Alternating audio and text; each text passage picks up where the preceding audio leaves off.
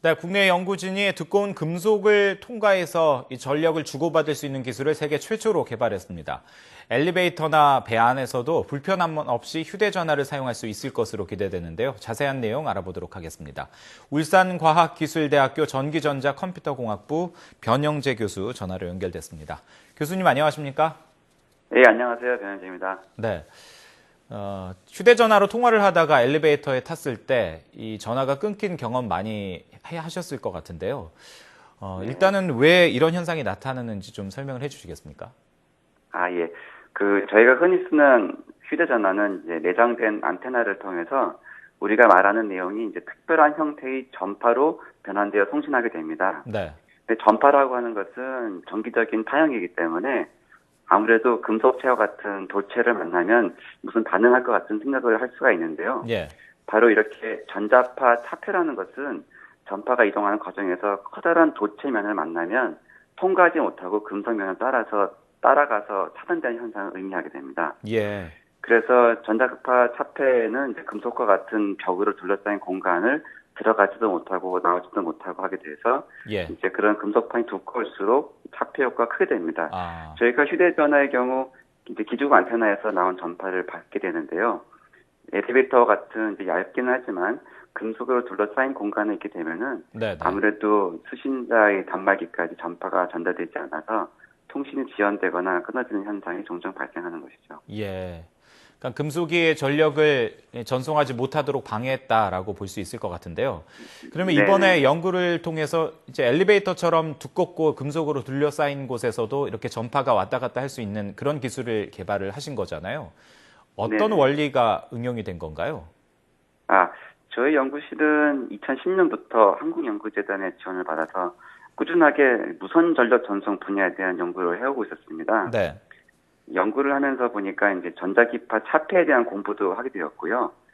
그러면서 차폐가 약한 영역이 존재하는 것을 알게 되었습니다. 예. 그래서 저희는 남들이 이제 피하는 곳인데 역발상으로 이 영역을 이용해서 전력을 전송해 보고 싶다는 생각이 들어서 연구를 좀 더 하게 되었고요. 네. 좀 더 구체적으로 말씀드리면 전자기파는 이제 금속에 의한 차단이 보통 10MHz에서 100MHz 영역에서 좀 상대적으로 약한데 네. 저희는 이제 이 영역에서 특수한 형태의 송수신기 안테나를 만들었습니다. 그래서 자료 화면에서 보시는 것과 같이 거의 한 8cm 정도 두께의 철판도 문제없이 통과할 수 있는 네. 시스템을 만들었고요. 예. 좀 쉽게 설명해드리자면 이제 스폰지는 물을 잘 흡수하지 않습니까? 네. 근데 스폰지가 이제 물을 한번 꽉 차게 흡수하게 되면 더 이상 물을 흡수하지 않게 되고 예. 물은 그런 스폰지를 무시할 수 있게 됩니다. 이와 비슷한 원리로 저희가 특수한 형태의 안테나를 개발해서 예. 차폐가 약한 영역에서 전파를 무한 반복해서 쌓아서 한쪽 방향으로 꾸준히 나갈 수 있게 하는 도파면 형태의 특수한 송신기를 만들었고요. 네. 이 도파면은 영어로 sheet like waveguide라고 하는데요. 금속의 양쪽 면에다가 부착하게 되어서 이런 금속을 보더라도 통과할 수 있게 되는 그래서 이제 전력 전송도 할 수 있고 데이터도 보낼 수 있는 그런 시스템을 만든 겁니다. 예. 안테나가 굉장히 주요한 그 기술 가운데 하나다라는 생각이 드네요. 네, 맞습니다. 그렇다면 이 전송되는 속도는 어떻습니까? 그리고 또 이제 그 데이터가 주고받을 수 있는 양도 일반적인 것과 차이가 나는지 궁금하군요.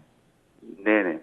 저희가 만든 시스템은 이제 일단 전력 전송도 가능하고 예. 데이터 전송도 가능한데요. 전력 전송의 경우는 한 70% 효율로 가능하고 데이터 같은 경우는 지금까지 개발한 거는 이제 25MHz라고 하는 주파수 대역을 쓰기 때문에 네. 이론적으로는 최고 속도가 50Mbps까지 나옵니다. 50Mbps 정도 속도라고 하는 거는 보통 노래 한 곡이 mp3 파일이 5에서 10MB이기 때문에 네. 뭐 한 곡 다운받는 데는 0.1초에서 0.2초고 노래 10곡 받는 데는 1, 2초가 걸리고요. 네. 풀 HD 화질의 DVD 영화 같은 경우는 1.4기가니까 보통 4분 내로 받을 수 있는 속도입니다. 엄청 네. 빠르죠? 예. 그 당장 이번에 이제 개발하신 그 연구 내용이 응용이 된다면 일단은 이제 휴대전화 엘리베이터 안에서도 통화하는 건 불편함이 없을 것 같은데요. 이 밖에도 네네. 어떤 분야에 또 어떻게 활용이 될 수 있는 건가요? 이번 연구로 이제 금속으로 완전히 차폐된 공간으로 전력도 보낼 수 있고 데이터도 보낼 수 있는 것이 가능해졌기 때문에 예. 자료 화면에서 보시는 것 같이 이제 선박의 경우는 이제 격실 구조로 되어 있습니다. 그래서 네. 사방이 다 두꺼운 철판으로 막혀 있는 공간인데요. 이런 공간에 전력도 보낼 수 있고 격실 간에 아닌 사람들끼리 휴대폰 통화도 가능하고요. 더 심하게는 이제 심해의 해양 플랜트 같은 경우도 마찬가지로 바닷속 깊이의 격실 구조로 되어 있기 때문에 네. 그런 곳까지도 전력 전송이나 데이터 전송이 가능합니다.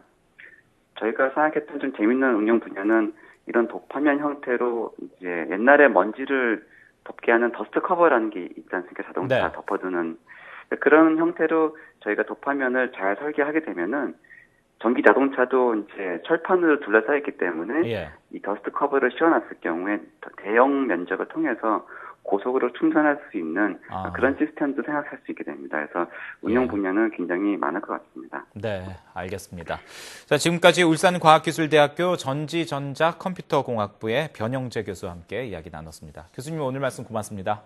네네, 감사합니다.